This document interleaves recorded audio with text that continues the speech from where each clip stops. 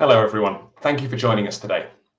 This is the second in a series of events that our team started to encourage knowledge sharing around diversity, equity and inclusion in the gaming industry.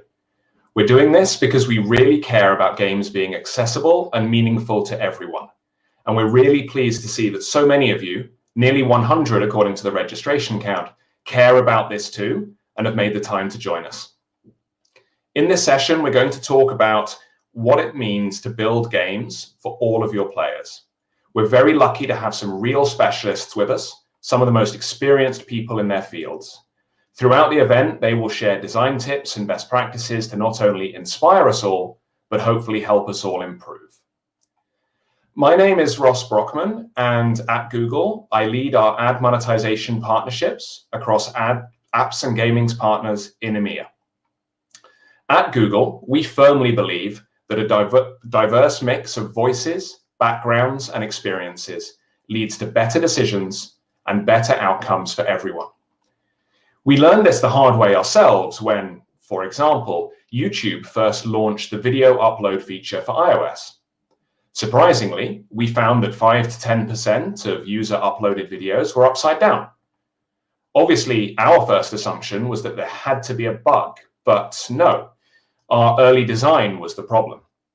Without meaning to, and definitely with no malice, what happened was we unconsciously created an app that worked brilliantly for our almost exclusively right-handed developer team. But it turns out that in our launch markets, about 10% of users are lefties.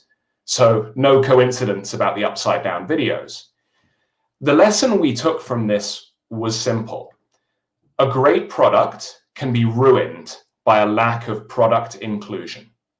And the definition of product inclusion that we now use at Google is this: the practice of applying inclusive cultural and community insights throughout the entire product design and development process, from initial design through to launch. And the goal is to achieve product excellence and a strong business by building for everyone, with everyone. And multiple studies have shown that the more diverse and inclusive companies are, the more innovative and successful they also are. So it's about doing both the right thing and the best thing for your company's sustained success. Now, one thing that it is important to acknowledge is that you're not here to learn about diversity and inclusion from me. In most circumstances, there are a lot of voices like mine around the table, and I am very much an audience member here today and in learning mode myself. The importance of education around DEI topics can't be underestimated. Myself, I've always been very fortunate. I've been able to work across Europe and APAC for Google, and have had a tremendous amount of support from the local teams as I've done so. So I'm always grateful for any opportunity to learn, especially given I come from a demographic that often needs a lot of teaching. And today is a great learning opportunity, given the quality of our guests. So before I get out of the way and settle down to listen, one final point about why this topic is so critical in gaming specifically. Gaming is really, really personal. We commissioned a study while I was in APAC, which looked into gaming motivations across the region, how people play and why people play. Let me just share a couple of example quotes from our focus groups. Vapo from India told us that Flight Simulator makes me feel like I have the keys to my own plane, like I am the boss. And Ayano from Japan told us playing is like meditation during yoga, a sense of healing. What really struck me about these responses, and there were plenty more, was how personal they are. There's nothing as simple as this game is fun. These responses are full of complex feelings and emotions because there is an ability to project yourself into a game world which creates deep connections and a genuine sense of identity.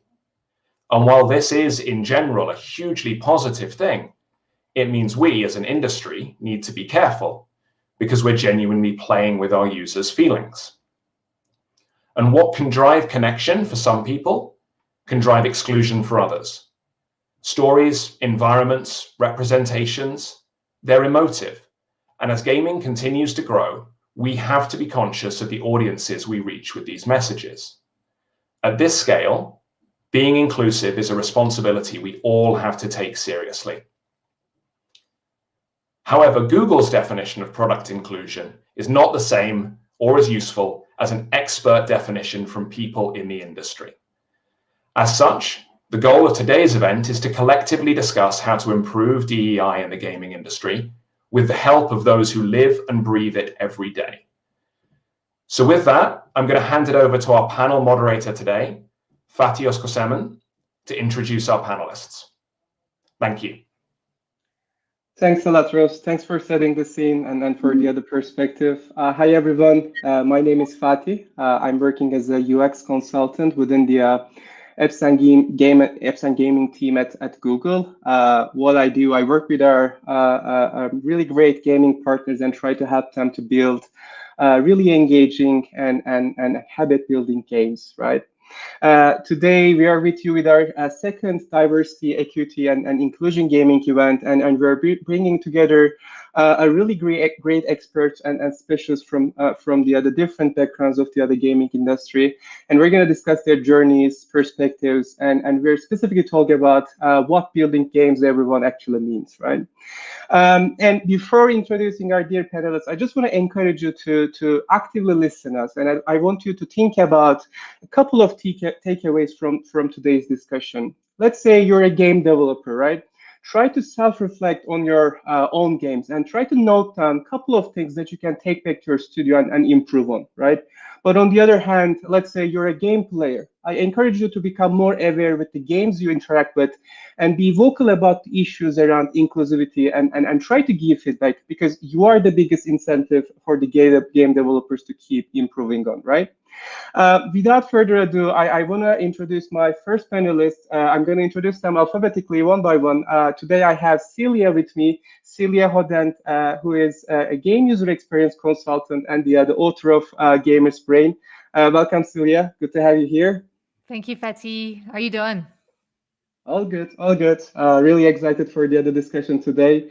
Let me introduce my next guest, Danae Holmes, who is a UX researcher here at Google, working on YouTube gaming. Welcome, Danae. Good morning. Thank you. Thanks for joining. Again, a majority of our panelists, they are from US, and it's very early for them. And thanks for taking the time, such an early time of today. No worries. Thank you so much for the invite. Of course. Next, I have Jessica Murray with me. She's the CEO and co-founder of Wicked Saints Studios. Welcome, Jessica. I think you're on mute. There you go. There we go. Hi, everyone. So happy to be here. Welcome. And finally, I have Nika Nur, who is the director of IGDA Foundation. IGDA stands for International Game Development Association. Welcome, Nika. Thanks for having me. Perfect. So great to see all of you here. And again, before going into the discussion, I just want to give the floor to you, and please start by telling us a bit about yourself and maybe your journey in gaming. Nika, would you like to start first? Sure, happy to. Thanks so much for having me here. This is an awesome panel. My name is Nika Noor. I'm the executive director of the IGDA Foundation, where we support diversity, equity, and inclusion in the gaming industry. Very specifically, we usually run in-person scholarship programs to support people from marginalized backgrounds, whether they are students, they are maybe have had different careers or life paths and they want to transition into games, or working on a next generation of leaders where we're actually retaining talent in the industry. I think what people don't really understand, from a broader landscape, is that the burnout rate and the turnover rate in the video game industry is really, really high. And it is already especially tumultuous for people from various communities, and not just, in the United States or the UK or more Western-centric communities, but from around the world. So we are global in making sure that every person who wishes to make or play games has a place in the industry. And then a little bit about go ahead. No worries. The journey, the fast jam is I used to work in video game policy. for quite a long time, working on everything from media violence to STEM education on issues in Washington, D.C. But since then, I left to focus on diversity, equity, and inclusion full-time, because I do think that in the video game industry, it is a full-time dedicated role that requires a special, it requires special attention. And I'm really excited about the space you've created today for all of us to convene. Happy to. And yeah, again, thanks for doing all of these. These are really dear to heart. And I will hand it over to Jessica just to introduce yourself and tell us about your journey within inclusion and gaming. Yes, thank you. So hi, everyone. I'm Jessica Murray. I'm the CEO and co-founder of Wicked Saint Studios. So we make games that are wickedly fun and actively good. So we are actually a pretty new studio, and we're also Niantic Labs' first team selected for Black Developers Initiative. So we're currently working on our game World Reborn, which is a story game driven by discovery and real world action. And I actually got into gaming to make the world more inclusive. So before starting our studio, my partner and I were actually working with Search for Common Ground, which is the world's largest dedicated peace-building organization with offices all over the world, and do everything from reconciliation after genocide, prevention of mass atrocities, countering violent extremism. And so I was working and training young activists in social change communication. So how to use messaging and storytelling to shift attitudes and behavior, and a lot of times in conflict zones. So anywhere from Myanmar, Colombia, Nigeria, Burundi. And through this time, it was really incredible because it didn't matter if I was working with young activists, former extremists, or current gang members. Every young person wanted to matter. And so we started to kind of map out, okay, what does a hero journey in the real world look like? And, through our experience, what we found was that, yes, stories are important because it allows you to experience something that you haven't experienced before. But to truly activate young people in the real world, you need to, they need to have self-efficacy, their belief in their own ability to accomplish a goal. And that's why gameplay is so cool, because through this kind of game, your core game loop, you keep going, every time you go around the loop, you get a little bit more, you learn mastery in whatever task you're doing. And so, so even though it seems weird that a peace builder went from peace building to games, it was really kind of a natural progression of, trying to achieve our goals. So yeah, happy to be here with all of you. Perfect, happy to have you here. And Danae, over to you. Hi, so my background is actually in human factors and human-computer interaction, specializing in non-traditional interfaces and universal or accessible design of US voting systems. I essentially took those skills and translated them into my job every place that I've gone. So I started out at Google X, and I was working on some of their drone and robotics initiatives, but also helped out with some of their VR stuff. And so that was my first venture into this gaming and product. Making sure that those designs were accessible, and then pushing on to Twitch, which is a live streaming gaming website. And again, trying to just ensure that there's universal design and accessible captioning, like live captioning and things like that, even in the live media space. In addition to that, I joined YouTube gaming too, which is pretty analogous to Twitch in a way, and further trying to include universal design and accessibility into our products as we're trying to expand just the access of gaming viewing and gaming culture to our users. So we want to make sure that it's available to everybody, regardless of physical ability. So that's just a little bit of my background and how I got into the gaming space. So not directly into gaming, but very much gaming adjacent. Perfect. Thanks for sharing that. And live caption was one of my favorite features, to be honest. Thanks for working on this. And Celia, welcome once again. Thanks, Betty. Yeah, I'm very honored to be among you amazing people. My background is in psychology. I have a PhD in psychology and specialize in developmental psychology, but I've been working in the video game industry for the past 12 years now. I've worked at Ubisoft in France. I'm French. Then at Ubisoft in Montreal. Then I moved to LucasArts in San Francisco. And finally at Epic Games in North Carolina, where I was director of UX at the studio level. So I worked on various projects, including a little game called Fortnite. And I left Epic in 2017, and I've become a independent consultant ever since then. So I help studios, small, medium, big, mostly game studios, to help them with their improving their user experience by providing tools and methodologies and processes and knowledge. But I'm also working a little bit to push the boundaries a little bit, and to enhance ethics in the game industry, because we have some concerns around ethics for players, but also for workers in the game industry, because it's not a very inclusive place. So I've been increasingly doing workshops around implicit biases and how this can impede our efforts for diversity and inclusion. So I do some work there to get people to understand their biases and to go over it so that we can be inclusive, because it's really important in UX to be inclusive and accessible. It's one of the pillars that we care about. So that's part of the deal.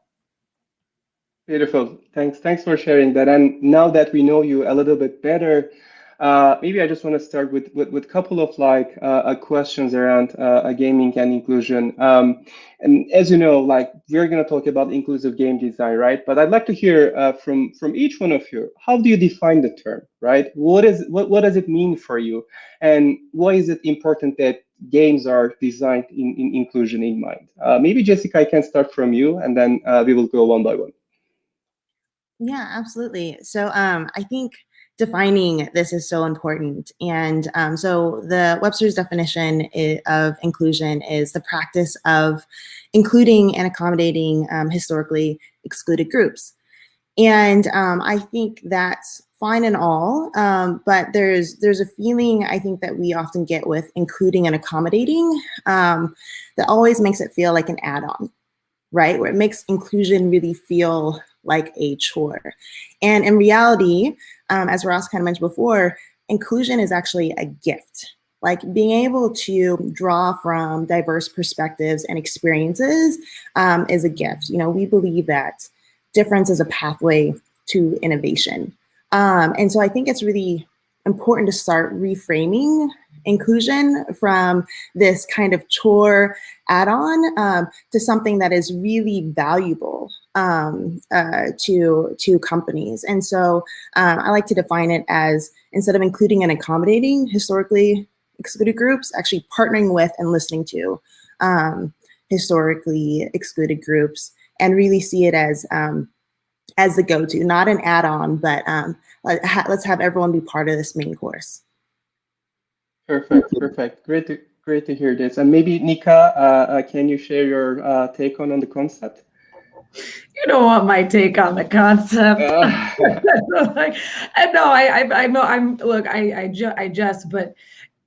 If we were talking about diversity, equity, and inclusion from a more holistic point of view beyond games, right, I would give you a much different definition. But, at the IGDA Foundation, we very much focus on the professional development of bringing new awesome developers in the space, as Jessica said, to bring in various points of views. And it's a gift. It's amazing. It's not an add-on. But the truth is, in this industry, that, gosh, we really do kind of alienate and push aside and don't really lift up people, not necessarily because of their background, but we've definitely seen people from these communities have very serious obstacles that are directly related to things that shouldn't matter. And it's really confusing because we're talking about a product. where anyone can pick up and play with their controllers as long as it's accessible. So the game that you play, the product that you have, the experience that you're in doesn't discriminate against you, but the process to be in the industry, to be a part of that process, to create what you want, right? Like, this is the most beautiful industry in the world in terms of how we go to users and take their needs and identify them and put them through journeys, whether you're a little rabbit hopping through a forest and whatnot. Like, who cares? Like, who you are, what you look like, etc. But we do definitely alienate people. And in an industry where product can be one of the most inclusive, incredible experiences, creating such interesting pathways or lack of pathways for people like you or me, etc., that doesn't reconcile with my brain. That's a 1 + 1 that doesn't equal 2. And so, as defined by the industry, at this point, it's really just focusing on, we need to take down these obstacles and whatnot, promote people, make sure that we are being inclusive, make sure that we are being mindful of our workforce, so that we can build a new definition for the industry. Definitely. And most people, I think, they don't even think gaming is a career choice for them, right? Yeah, definitely. That's really good to hear. And Celia, I'd love to hear from your side as well. Sure. Well, in design, we often say that design will exclude some people. It's just the nature of design. And our job is to think about what are the barriers to access our design. So whether it is the design of our society or the design of our games, to me, inclusion is about removing unnecessary barriers so that more people can have the opportunity to participate and the opportunity to access and to enjoy the game, if we're talking about the game, but also opportunity to join the workforce if they want to. So to do that, we first need to identify these barriers. So to me, that's what inclusion is all about, identifying these barriers and then blow them up. Grateful. Thank you. Thank you for that. And Danae, what is your definition of the concept? Yeah, excuse me. So I definitely understand inclusion can have a very broad meaning, especially outside of gaming and outside of my own work. But I think focusing in on gaming as it is related to my job, it matches much more of what kind of like what Celia was saying. What are these barriers? How do we produce designs that are universally accessible, right? Ensuring equitable access. We want to, and I keep saying universal design, I never actually defined it. So universal design is the design and composition of an environment or software, UI, anything that someone's interacting with, that it can be, so that it can be easily accessed, understood, and used to the greatest extent possible by all people, regardless of age, size, ability, disability, anything.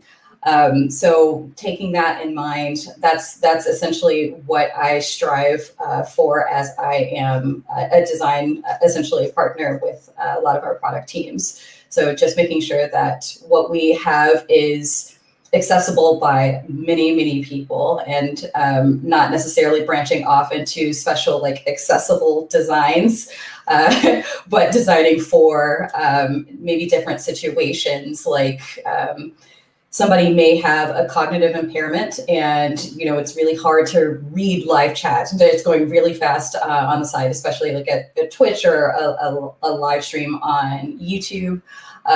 So that kind of difficulty could still happen if somebody has like half of their attention because they're, trying to calm a crying baby or stop a barking pet. And I think that we can all relate to that, especially as we're working from home and trying to have these meetings and all of these other distractions. It's just ensuring that you can design for different situations rather than focusing on someone's abilities or disabilities. Great. And thanks for bringing that topic up, because I wanted to talk a little bit about like accessibility side of things as well. Because most of the time, disability is defined as a kind of like a personal attribute and in the context of like a health problem, right? But we know that it is beyond that, and it is more contextual, more transitionary as well, right? You can have a wrist injury or things like that. And you've worked on various products, both in Twitch, YouTube, and you even work on hardware. Can you tell us like your own experience with accessibility and maybe like a couple of like visible features that you worked on to bring into the other market? Yeah, absolutely. So as I said, I have a doctorate in human factors and human-computer interaction, and my master's thesis and dissertation focused on creating universally accessible voting systems in the US, particularly for those with visual impairments. But with that design, I wanted to make sure that it wasn't just something that a person who might not be able to use a visual interface could use or whatever. It needs to actually be a usable thing. We want to have a high standard of usability and provide a good experience as well, no matter how you interact with a product. So I focused on creating an auditory voting system that people could call into. And I know in a lot of countries in Europe, that seems like, well, duh, or why don't we just like use online voting or things like that? But it's the US. So yeah, with that, that auditory interface, it's not only helping those who may have like visual impairments, but those who have issues trying to actually even travel to voting locations, those who may have certain physical or dexterity issues, where actually bubbling in ballots is difficult. So using an auditory interface just with your phone, the same as like, calling into any business and finding an automated phone system, you're able to vote just like that. So that was my introduction into the universal design and not necessarily designing for specific disabilities. And going on into Google X, I had worked on a bit of the Daydream View. It's a VR headset that Google had released. It's really cool, not the cardboard one, but the kind of like more durable cloth exterior one. And even during testing with that, we made sure that we were testing with people of different backgrounds and races, ethnicities, because you want to make sure that the VR set like actually fits over different nose bridges, right? You want to make sure that it can accommodate those who have corrective lenses or glasses. You want to make sure, again, like it's just you're getting this great experience to everyone, no matter what they may look like or what their physical features may share. That trickled down into Twitch, where I, again, was working just on the usability of the site, but again, advocating within my role, because there was no like special accessibility role, with others in the company of producing, accessible design and creating captioning even for live streams, which again, like may not seem like that big of a deal, especially at a company like YouTube or Google, where we have the computing power to just auto-generate captions on the fly. Not everybody has that. So it was a really great thing to be able to add captioning for live streams, especially for those who may have disabilities and those who just like may want to use captions. I'm a person who uses captions no matter what, even as I'm watching TV and all of these things, they're beneficial. So it was really nice. And Twitch is actually where I started to really understand how gaming affected those who actually do have like different physical abilities, because it is this wonderful kind of like evening of a playing ground, right? They're streaming and they're playing a game, and you're no longer the person with the disability that people are either talking about, underestimating, all of these things. So it was just wonderful to be able to understand how much gaming meant to different people, but also help foster these communities online via Twitch. And so again, I made the move to YouTube Gaming and trying to do the same thing there. YouTube is really, really great at ensuring that we have, I would say, accessible and equitable design for the widest audience possible. So I just continue to kind of push for that as we build product and things like that. But yeah, that's a little bit about how I've used that in work. Plenty of really good examples. Thank you for that, Danae. So I just want to turn to Celia. First of all, Celia, my colleagues here at Google working on UX, they just encouraged me to say thank you for your work in the other space. And I'm also personally like a big fan of your book. So I have it with me here, The Game is Frame. So my question is, of course, thank you as well. Again, you often mention if you want to build inclusive games, we first need to be conscious about our own brain biases, right, and find ways to avoid them. I just want you to elaborate a little bit more on this, and how do you see it, and what do you exactly mean?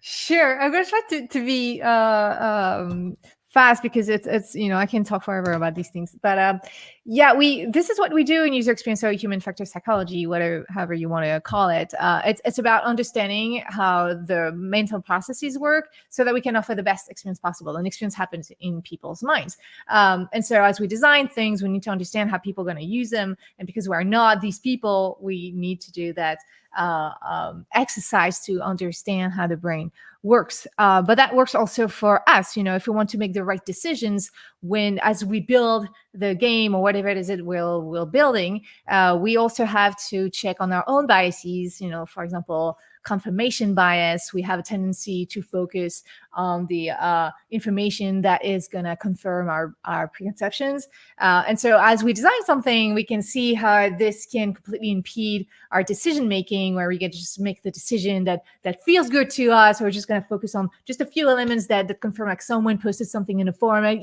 see, this is what I meant, so we need to do this decision, instead of really looking at all the data. And so we have a lot of these biases, and we need to understand them so that we don't fall prey to them, and so that we can build inclusive products. There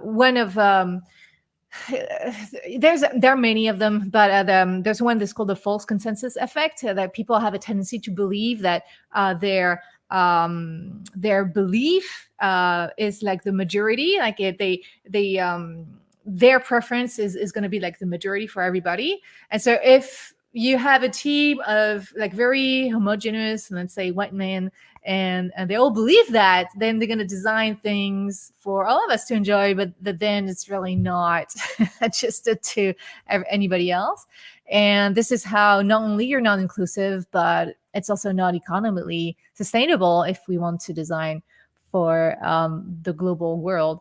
So that's what I mean by that. And we all have these issues, and it's just like when you have like a perceptive bias, when we see, like, you think there's two lines and one is bigger than the other, and it's just an illusion.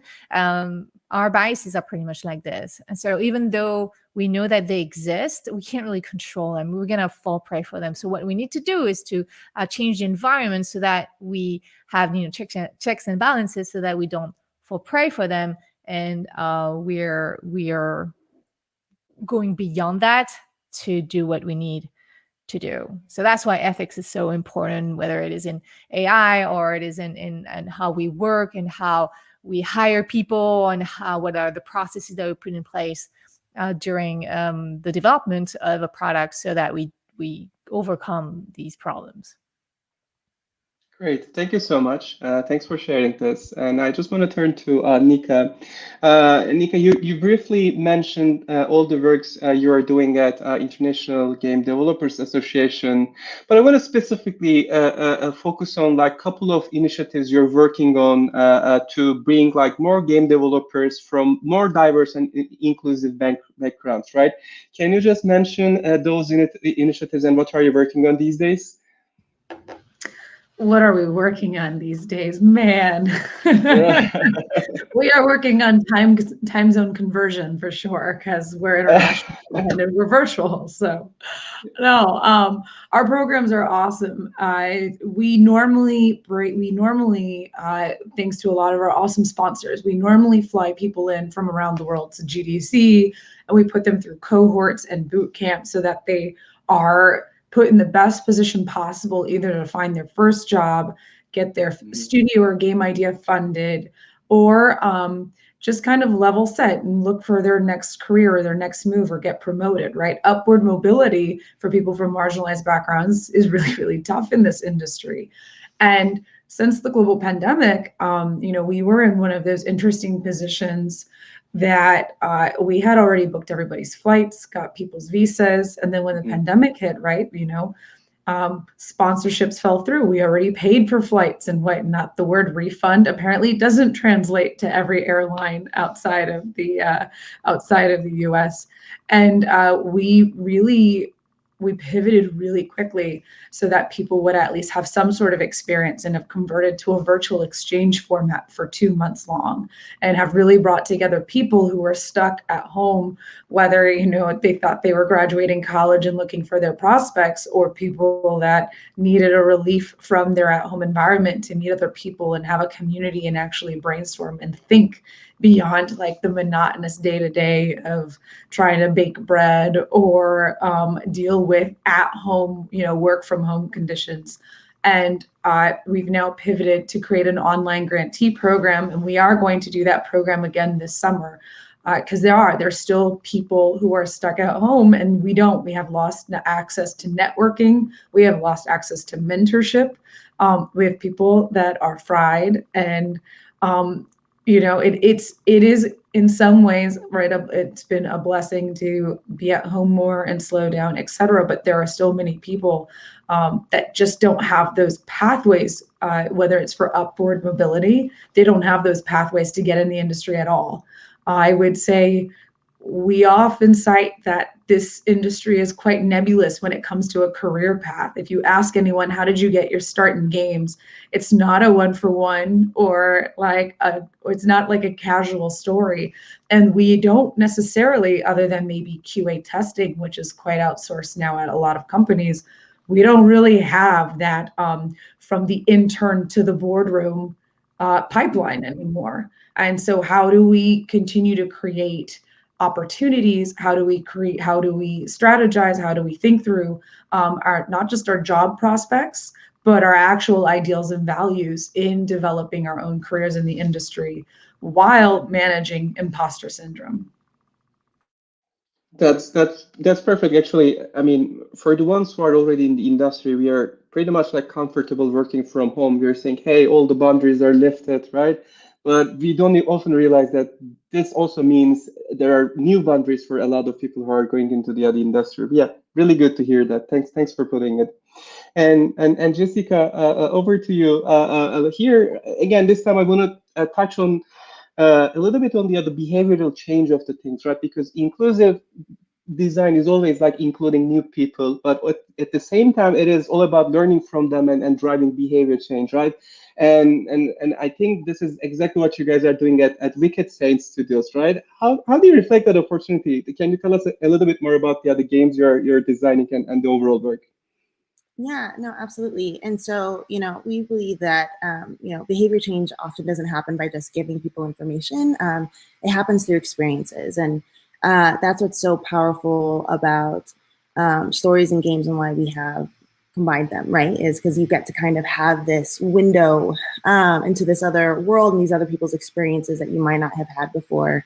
And you're also able to kind of interact in a safe place. And so, as we're creating these games, conflict is a big part of stories, is a big part of games. It wouldn't be cool if you could actually practice what to do in conflict situations in a safe place where you could actually get some feedback on how you're doing. And so that was kind of the core of what we decided to do, but we really wanted to lead with entertainment. Because we believe that it's really important for young people to opt in, not be told that they had to do something, and that's what's going to be a lot more powerful. And so it's been really great because we've been able to add in some of these things that we've always wanted within media that we feel are so important. Like, for example, representation, right? Representation is so important. And yes, it's important for those on the historically excluded end, if you're a person of color. And I think things have gotten a lot better since when I was a child. But when you always see yourself as a sidekick or you're the bad guy, you know, we internalize a lot of that. Like, okay, what does it mean? Does Black mean bad? Does it mean not as good? You know, and like how you internalize that as a child, and how you take that into your adult life. So it's really important for kids of color to see that. But I think oftentimes we're like, oh, it's just good for the kids of color, but it's also good for the white kids too, right? Like if you're always hearing, if you're always seeing, you're always playing games, reading books, and watching movies where it's always from this white perspective, where you're the hero, you save the day, you know, like what kind of, and go back to Celia, like what kind of confirmation bias are we confirming in young minds? And so then you grow up and you have a Black boss, a Black president. If you have, you know, a woman of color who's an engineer and you're in charge of hiring, and now these biases are getting in the way of, you know, for some reason, it doesn't feel right that they have authority. And so when they correct you or something, it doesn't feel right. And, you know, and you just don't know why, or, you know, you just don't think she's a good fit in your company. You can't put your finger on it, you know, and so this is why it's so important to build this kind of representation in games. You know, I know firsthand that sometimes it can be difficult because, you know, I'm like looking at my characters, I'm like, oh my gosh, do I have someone on the spectrum, you know? But I think one cool way to make sure to do that we're using right now is that we're really, for our game, you're not going to step into someone else's shoes, some other hero shoes. Like we're going to make, like you are stepping into your own shoes. So you are the hero. And so that way you yourself are at least represented in our game, because everything that you are, like you, because it's built into our, you know, our world build and everything, that we need you and everything that you are and everything that you represent and how you identify. We need you in this world to help us save this world. And so I think that's one kind of cool design way that we've kind of built in to help with create even more representation and for young people to really see themselves as heroes, and really kind of start building that confidence and change not only like how they see themselves, but what they believe themselves capable of. Beautiful, beautiful. Thank you. And I'm just being conscious about the time. We have almost like 5 minutes left, and I just want to ask one last question. And this is for everybody. Like, feel free to take it. For your opinion, what is the most common mistakes that studios are doing based on your experience with like different clients, even maybe from your own historical work experiences? Anybody who want to share for that? I'd love to jump in. This is like I told you I'm like not in game design at all, but I think a big mistake that has been quite exclusive, especially to women and those who just want to are starting to enter the gaming space or becoming gamers, is the lack of like pretty detailed tutorials. There's somewhat, I know it as a gamer, it doesn't seem that way because we all kind of understand, you know, X is always jump, right? Or when you see L3, you know, that's the left stick like down button. But not everybody knows this. Not everybody understands what a battle royale means. And there's been some, I can't quote the study directly, but there's been some work around how having better onboarding makes a game more inclusive and actually allowed those who hadn't played these types of games before, and this was typically like women, to you know, to want to play and like actually succeed and not have to figure out so much that has become somewhat you know, what I like to call like tribal knowledge among gamers. So I just love to see more detailed onboarding and to just produce a more inclusive environment and more welcoming environment for you know, new gamers. +1 to that. This is something that I have been observing every day. Thank you. Anything else you want to add, Celia, Nika, Jessica? Yeah, I can. Let's pick one. There's the self-fulfilling prophecy that I've seen a lot in the game industry. Let's say, well, we're going to make these games and these are first-person shooters and we believe that they're going to be played by young men. okay, and so we're gonna put like half naked women in there because we believe this is what they like. Like, okay, there's already a big leap there, and so we ship that, and then we look at, oh look, there's mostly men, like young men that are playing this game, because of course, like, women are like, what the hell with all these naked women, and so they don't play it. It's not appealing to them, and so they're like, oh, see, we were right to these were the right decisions because we were this is our audience. So that's a self-fulfilling prophecy. And people have do that a lot, and you add the confirmation bias on top of it. You add the false consensus effect on top of it. Like, people believe that their belief is what the majority of people think and look for, and then you have a catastrophe. And not only your game is not inclusive, but it's also not selling as well as it could have sold if you were more inclusive. So that's also that fallacy, that believing that we need to be inclusive just because it's trendy now, and we need to accommodate these people, like Jess was saying, to feel like a chore. But it's actually is going to make the game better, and it's going to sell much better. And people fail to see that because of their confirmation bias and self-fulfilling prophecy. Thank you for that.